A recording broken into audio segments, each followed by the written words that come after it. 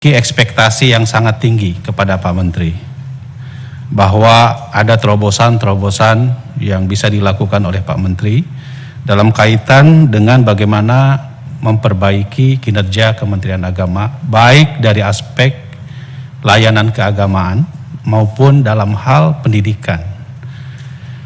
Nah, ini tantangan terbesarnya sebetulnya Pak Menteri soal pendidikan, terutama pendidikan keagamaan. Pak Wamen saya kira tahu bahwa postur anggaran kementerian kita dalam hal pendidikan memang tidak menunjukkan postur yang berkeadilan.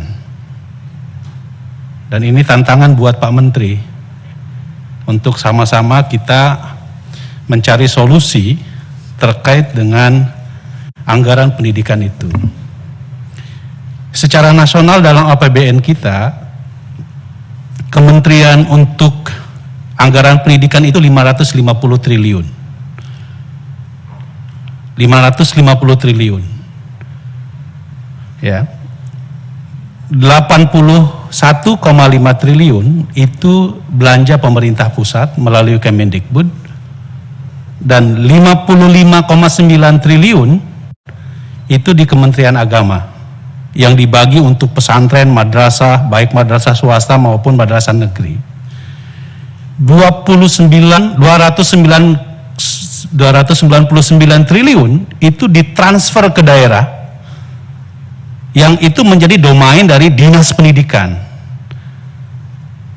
Jadi bisa kita bayangkan, anggaran hampir 350 triliun itu semua dikelola oleh Kementerian Pendidikan dan Kebudayaan plus Dinas Pendidikan, yang itu SMP, SMA, SD dan lain-lain.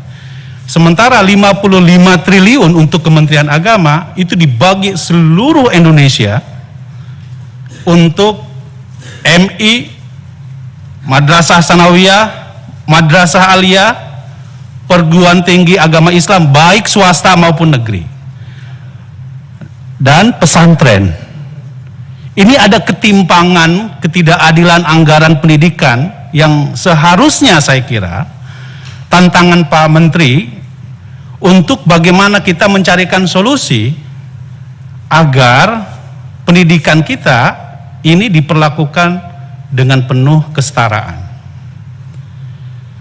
Nah, akibatnya apa? Akibatnya tentu fenomena yang disampaikan oleh Pak Menteri. Coba bayangkan, misalnya Pak Menteri,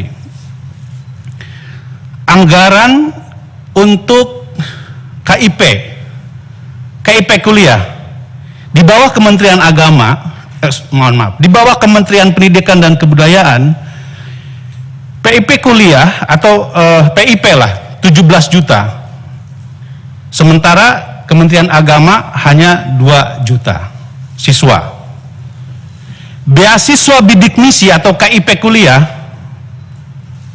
di bawah Kementerian Pendidikan dan Kebudayaan itu 1.108.000. Pak Dirjen Pendis hanya dapat 56.000. Padahal latar belakang sosial ekonomi yang masuk melalui Kementerian Agama, baik madrasah maupun pesantren, itu kami pastikan itu kelas menengah ke bawah. Jadi oleh karena itu Pak Menteri, termasuk juga soal, saya terus terang saja didatangi oleh teman-teman yang guru PAI. Guru PAI menyampaikan beberapa kali kepada kami, mereka kan kerja di sekolah-sekolah yang di bawah Kementerian Pendidikan dan Kebudayaan, tetapi secara administratif ada di bawah Kementerian Agama. Mereka diperlakukan dengan melihat secara langsung bagaimana guru-guru di bawah Kementerian Agama, Kementerian Pendidikan dan Kebudayaan dan Dinas Pendidikan jauh lebih baik pelayanannya dalam hal kesejahteraan dibandingkan di bawah Kementerian Agama. Sehingga saya kira ini lucu sekali. Misalnya untuk pegawai pemerintah melalui perjanjian kerja, kita hanya, tadi disebutkan oleh Pak Menteri, 9.464 melalui P3K. Sementara Kementerian Pendidikan dan Kebudayaan 1 juta, Pak Menteri.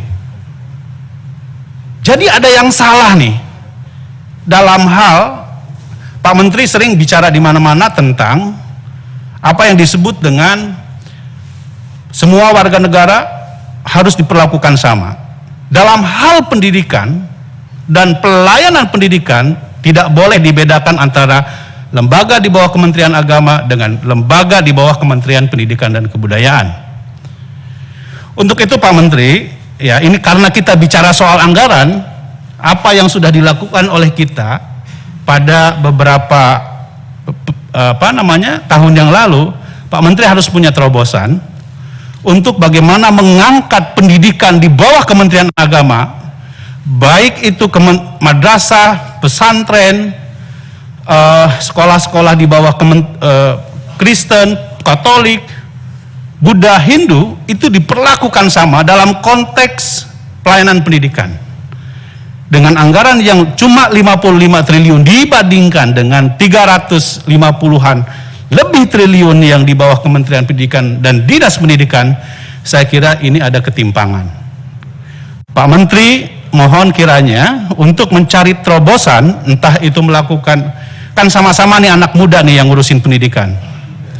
Di Kementerian Agama, Gus Yakut, anak muda, di Kementerian Pendidikan Kebudayaan, Mas, kalau itu Mas ya, Mas Nadiem, kalau ini Gus gitu. Jadi saya kira ini harusnya menjadi kolaborasi yang baik ya untuk bagaimana mencari terobosan-terobosan di dalam pengelolaan pendidikan kita. Kementerian Pendidikan di bawah Kementerian Agama tidak boleh diperlakukan secara tidak adil. Ini saatnya Pak Menteri yang sama-sama muda, Gus Menteri dan Mas Menteri duduk bersama membicarakan tentang pendidikan.